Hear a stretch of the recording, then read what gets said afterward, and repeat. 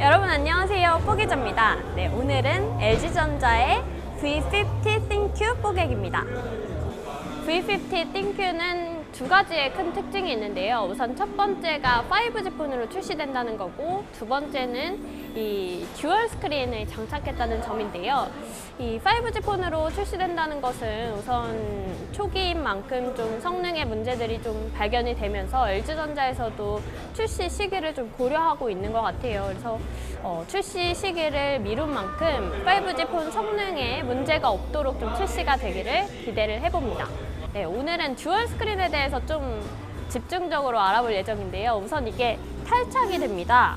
그래서 이렇게만 가지고 다니면 그냥 일반 스마트폰 가지고 다니는 거랑 똑같은 거고요. 그리고 여기 이 액세서리를 에 넣으면 딱 하고 하면은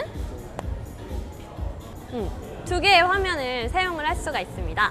네, 디자인면에서 좀 투박하기는 해요. 이렇게 접고 피고 이렇게 하는 건데, 근데 생각보다 이렇게 두 개의 스크린을 썼다고 해서 무게가 굉장히 무거울 거라고 예상을 했는데 생각보다는 그래도 가지고 다닐 만한 것 같은 무게입니다. 화면을 두 개를 사용을 하기 때문에 배터리가 굉장히 많이 소모가 될 것으로 예상이 되기 때문에 이 전작에 비해서 배터리 용량을 많이 늘렸어요. 그래서 4000mAh의 배터리를 탑재를 했는데요. 이게 얼마나 갈지는 좀 실험을 해봐야 될 것 같습니다. 이렇게 두 개 다 사용을 할 수 있게 됩니다. 예를 들어서 이렇게 유튜브를 보다가 이쪽 화면으로 넘기고 싶다 하면 세 손가락으로 이렇게 밀어주면 나옵니다. 그리고 여기서는 또 다른 웹서핑을 할 수가 있는 거죠.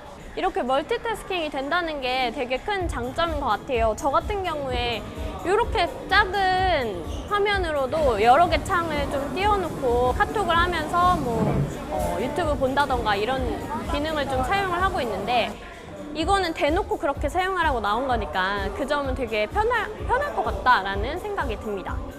네, 예를 들어가지고 이렇게 야구를 보면서 카톡 많이 하잖아요. 여기는 야구창 띄워놓고 여기서 카톡하고, 그렇게 하면은 친구들이랑 얘가 이렇게 못하냐, 얘 왜 이렇게 잘하냐, 이런 얘기 하면서 야구 볼 수 있고, 카톡 보낼 때 지도를 캡처해서 보낸다던가 이런 것들 좀 많이 하잖아요. 사실 지도에 들어가서 캡처하고 메시지 켜고 좀 귀찮았었는데, 캡처 버튼 하나만 누르면 지도를 캡처해서 바로 메시지로 보낼 수 있게 됐습니다.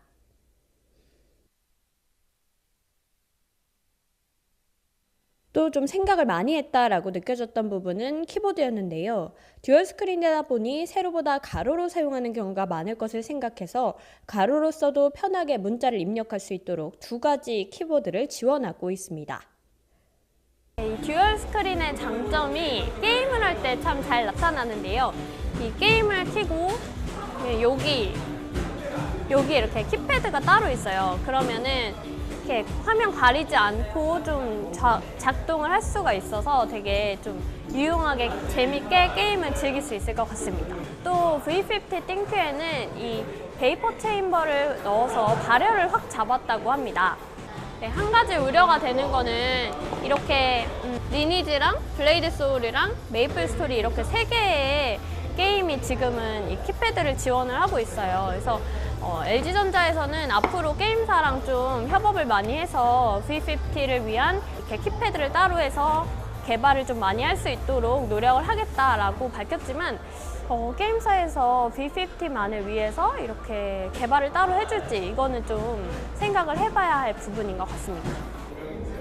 그리고 이 V50 ThinQ는 이 5G 폰 모델로 나오기 때문에 통신 3사에서 내놓은 이런 5G 어플이랑 되게 찰떡궁합인 것 같아요. 특히 이 LG 플러스에서 내놓은 이 프로야구 앱 이런 거 좀 사용을 할 때 되게 좀 좋겠다라는 생각이 드는데요. 이게 포지션별 영상이 가능해요. 그러니까 체험을 해보면 방송사에서 내보내는 화면을 이쪽에서 보여주고, 이쪽에서는 홈에서 외야에서 1루, 3루 이렇게 자기가 원하는 화면을 좀 골라서 볼 수가 있는 거예요. 그래서 내가 만약 3루를 좀 보고 싶다 하면은 이쪽엔 3루를 좀 띄워놓고 보고, 이쪽에서는 전체적인 경기 화면을 보고, 이렇게 두 가지 화면을 동시에 볼 수 있으니까 이건 되게 유용한 것 같습니다.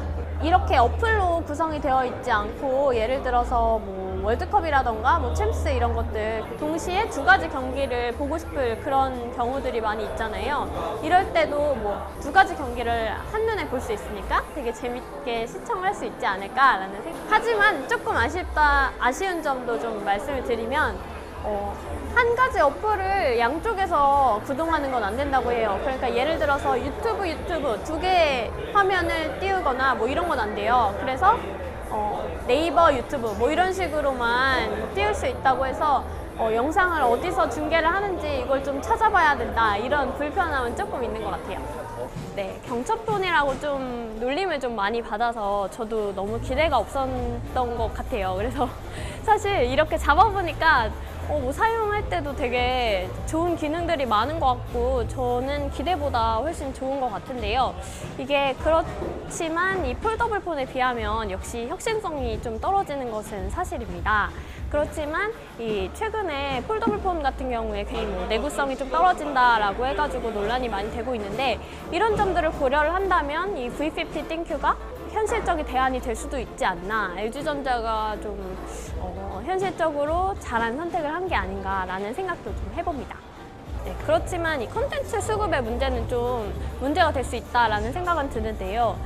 아까도 좀 살짝 말을 했지만 게임의 경우에 이렇게 V50 띵큐만을 위해서 키패드를 따로 한다던가 이렇게 하려면 게임사에서 따로 좀 개발을 해줘야 돼요. 이런 것들을 해줄 수 있냐, V50 띵큐만을 위해서? 라고 생각을 해본다면 과연 그럴까라는 생각은 좀 듭니다. 네, 마지막으로 가격인데요. V50 띵큐는 119만 9천 원에 출고가 될 예정입니다. 많이 내렸다고 LG전자에서 얘기를 하지만 이거는 소비자가 판단할 몫인 것 같아요. 그래서 이게 이만한 119만 9천 원, 120만 원에 달하는 가치를 할 것인가 라는 거는 여러분들이 판단해 보시기 바랍니다.